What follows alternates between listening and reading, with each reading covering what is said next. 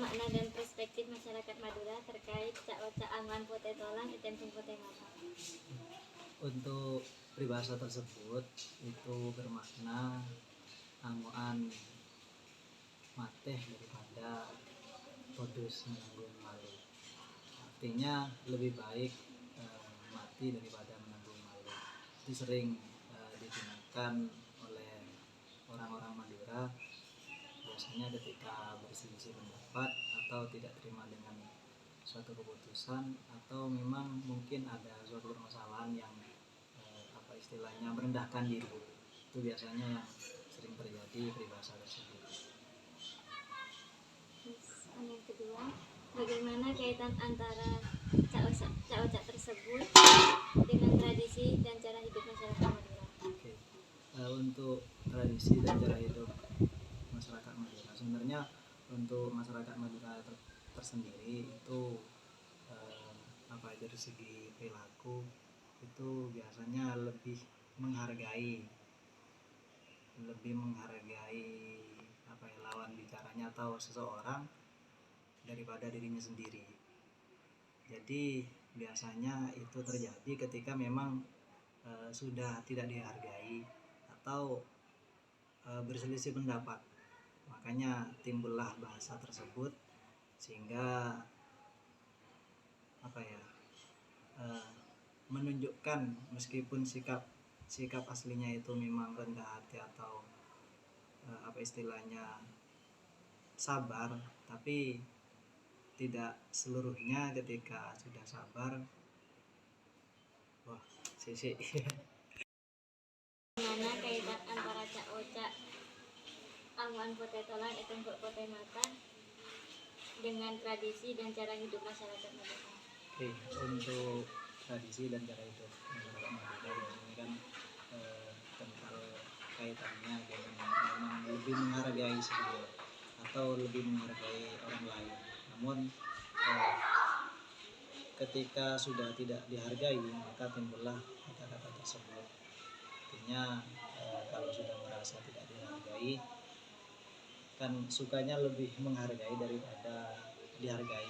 Biasanya hal itu tersebut terjadi ketika sudah tidak bisa dihargai orang lain atau timbul perselisihan, maka timbullah peribahasa tersebut yang angan pote tolang daripada pote mata. Itu tradisi orang-orang Madura. Tapi biasanya banyak yang mengaitkan dengan carok ya. Carok. Sebenarnya itu bukan permasalahan atau akhir dari sebuah masalah, namun ketika timbul bahasa carok, maka masalah tersebut akan berkelanjutan. Tapi untuk angan pote tolang dan pote mata itu bagaimana caranya masyarakat Madura itu agar lebih lebih berhati-hati untuk menjaga dirinya, bagaimana agar tidak bisa berselisih dengan orang lain. Juga bagaimana kaitan cak-ocak tersebut dengan karakter masyarakat Madura? Ya, okay. Untuk karakter masyarakat Madura, saya ulangi kembali, memang lebih menghargai orang-orang atau lebih menghargai orang lain daripada dirinya sendiri. Makanya itu terjadi ketika memang sudah merasa tidak dihargai lagi.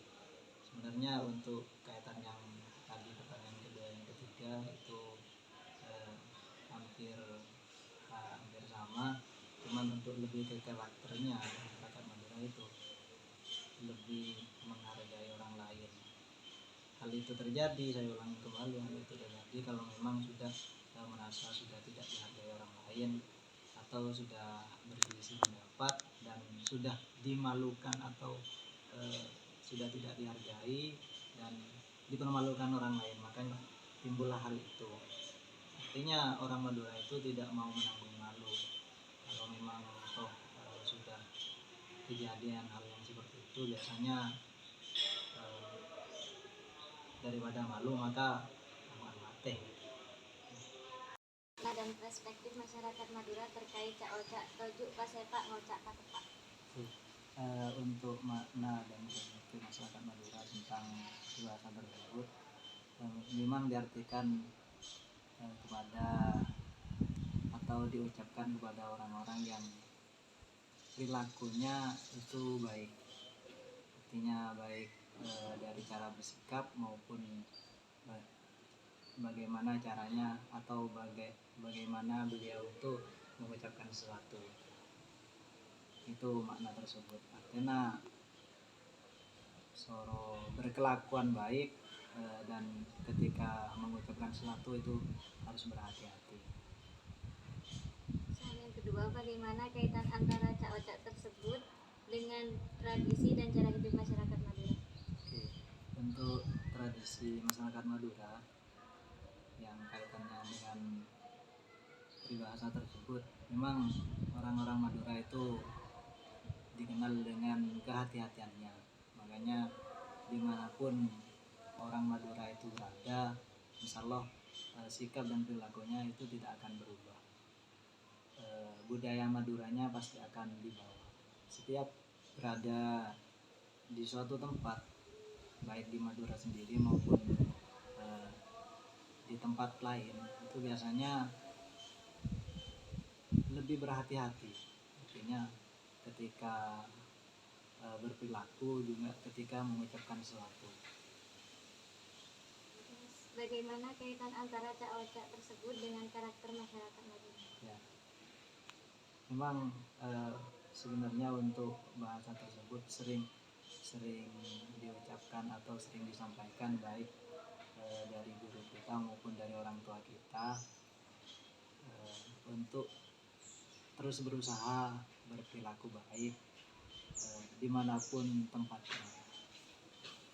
Kita berbicara dengan orang lain itu juga harus disesuaikan. Contoh ketika kita berbicara dengan anak kecil gitu, ketika berbicara dengan orang yang lebih dewasa ataupun ketika berbicara dengan yang seumuran, itu kita harus